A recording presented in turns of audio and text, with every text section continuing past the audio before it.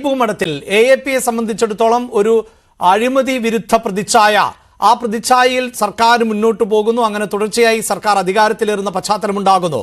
ഇപ്പോഴിതാ AAPയുടെ ഭാഗമായിരുന്ന 8 MLA-മാർ രാജിവെച്ചു.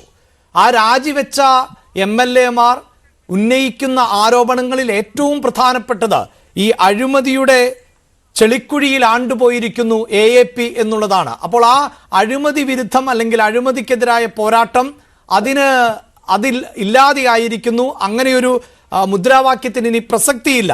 സത്യസന്ധമായ രാഷ്ട്രീയം എന്ന സ്ഥാപക തത്വം AAP ഉപേക്ഷിച്ചു എന്ന വിമർശനം കൂടിയാണ് ഈ MLA-മാർ ഉന്നയിക്കുന്നത്.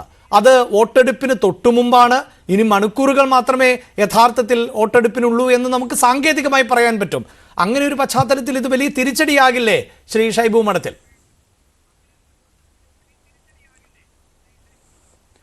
അഭിലാഷേ, അത് തന്നെയാണ് എനിക്ക് ചൂണ്ടിക്കാണിക്കാനുള്ള പോയിന്റ്. ഇലക്ഷന് തൊട്ട് മുൻപാണ്, ഇന്നാണ് അല്ലെങ്കിൽ ഇന്നലെയാണ് അവർക്ക് ഈ വെളിപാടുണ്ടാവുന്നത്.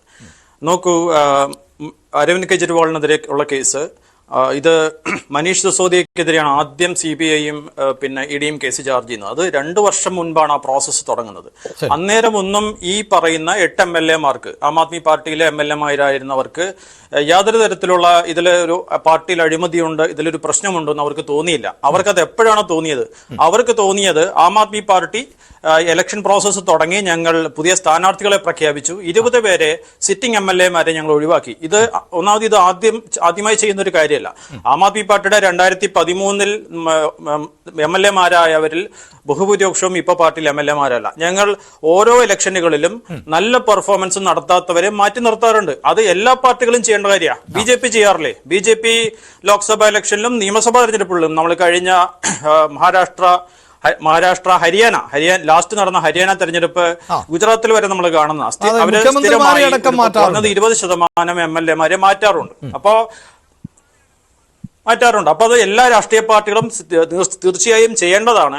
ഏതെങ്കിലും ഒരു സീറ്റ് ഒരു വ്യക്തിയുടെയും കുത്തകയല്ല, അത് ആം ആദ്മി പാർട്ടിയിൽ ഒരിക്കലുമല്ല.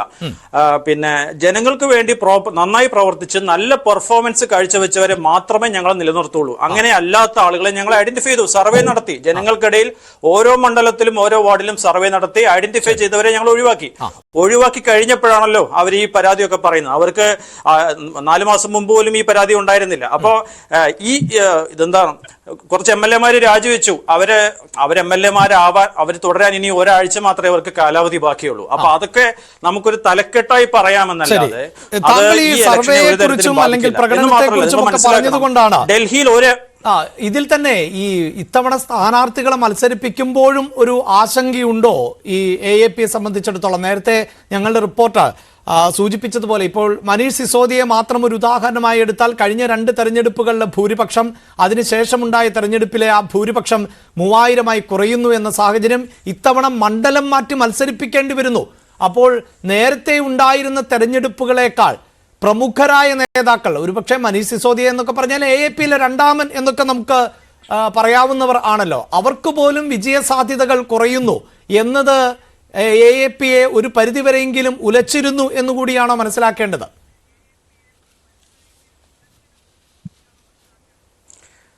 നോക്കൂ അഭിലാഷ്, അങ്ങനെയല്ല അങ്ങനെയല്ല അതിനെ കാണണ്ട. എൻ്റെ റിയാലിറ്റി അതല്ല. അതായത് ഏതെങ്കിലും ഒരു മണ്ഡലത്തിൽ നിന്ന്, ഇപ്പോൾ അതിഷിയുടെ മണ്ഡലം അല്ലെങ്കിൽ പിന്നെ മനീഷ് സിസോദിയുടെ മണ്ഡലം, ആ മണ്ഡലത്തിൽ അവർക്ക് എന്തെങ്കിലും ചലഞ്ച് ഉണ്ടായതുകൊണ്ടല്ല മാറ്റിയത്. മറിച്ച് ആം ആദ്മി പാർട്ടിക്ക് ഇത്തവണയും 60-ലധികം സീറ്റുകൾ നേടണം.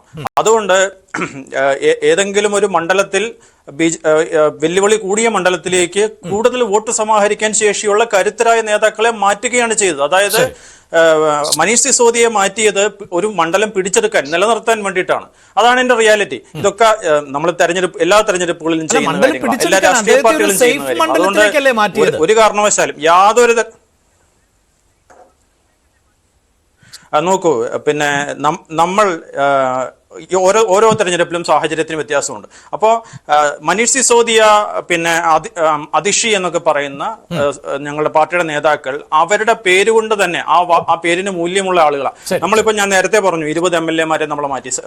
സാധാരണഗതിയിൽ ഡൽഹിയിൽ പിന്നെ കേജ്രിവാളിന്റെ പേരുകൊണ്ട് മാത്രമാണ് ഈ 60-ലധികം 62 സീറ്റിൽ ഞങ്ങൾ വിജയിക്കുന്നത്. അല്ലാതെ ഈ MLA-മാരുടെ വ്യക്തിപരമായ പിന്നെ സ്വാധീനം കൊണ്ടല്ല. പക്ഷേ വ്യക്തിപരമായ സ്വാധീനമുള്ള AAPയുടെ സ്ഥാനാർത്ഥി ആരെ എന്ന് പോലും നോക്കാതെ വോട്ട് ചെയ്യുന്ന ഒരു വിഭാഗം ഉണ്ട് ഡൽഹിയിൽ എന്നത് വസ്തുതയാണ്. പലപ്പോഴും സ്ഥാനാർത്ഥി ആരെന്നറിയില്ല, ആ ചിഹ്നം മാത്രം നോക്കി വോട്ട് ചെയ്യുന്നു. അത് യഥാർത്ഥത്തിൽ ആ സ്ഥാനാർത്ഥിക്കല്ല, താങ്കൾ പറഞ്ഞതുപോലെ കെജ്രിവാളിനുള്ള വോട്ട് തന്നെയാണ്. അങ്ങനെ ഒരു സാഹചര്യം മാറുന്നു എന്ന സംശയം തന്നെയാണ് ഞാനും ഉന്നയിച്ചത്. അല്ല, ഒരു കാരണവശാലും ഇല്ല. മനീഷ് സിസോദിയ ഞങ്ങളുടെ മുന്നണി പോരാളിയാണ്. അദ്ദേഹം പിന്നെ ജയിലിൽ കിടന്ന് അദ്ദേഹത്തിന്റെ മേലെ എത്ര സമ്മർദ്ദം വന്നു, അദ്ദേഹം എത്ര മാസങ്ങൾ ജയിലിൽ കിടന്നു, 1 വർഷത്തോളം ജയിലിൽ കിടന്നു. അദ്ദേഹത്തിന് മേലെ വലിയ സമ്മർദ്ദമുണ്ടായി.